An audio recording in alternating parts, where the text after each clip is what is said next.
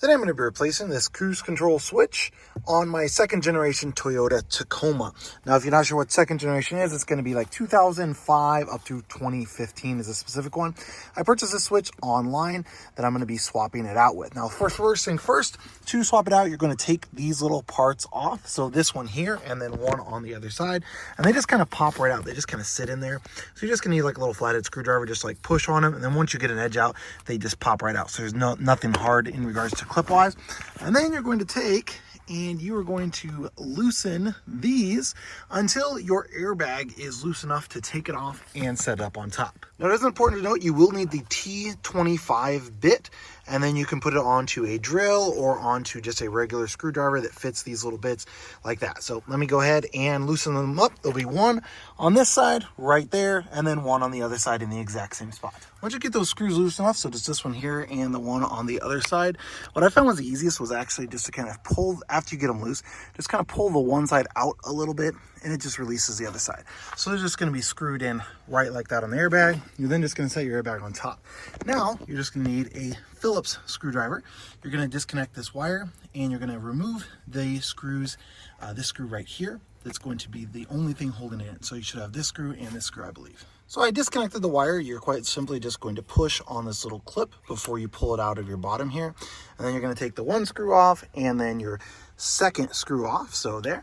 And then you can see this part is actually going to be over that little part right there. So it's not too terribly difficult to just get it out. And I'm just going to pull it straight out like that. So this is going to be my old one. And this is going to be the new one. Now the new one is actually going to come with 2 screws as well. So if you do end up dropping one or losing one, it's not the end of the world.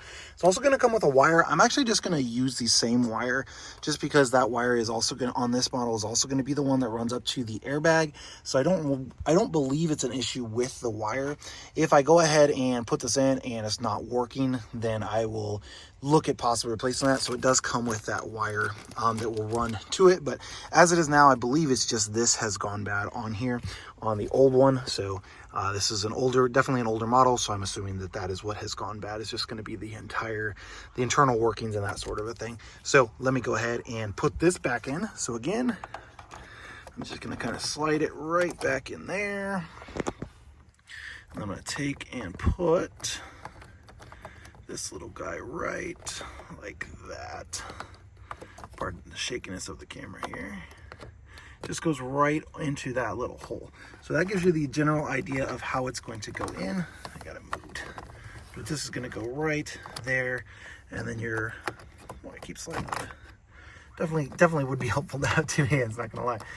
But it's just gonna go right into that spot there. So then I'm just gonna put the screw there and the screw back there. Now that I got those back in, I'm going to take and plug this right back into that slot, and you can hear it clip right into place.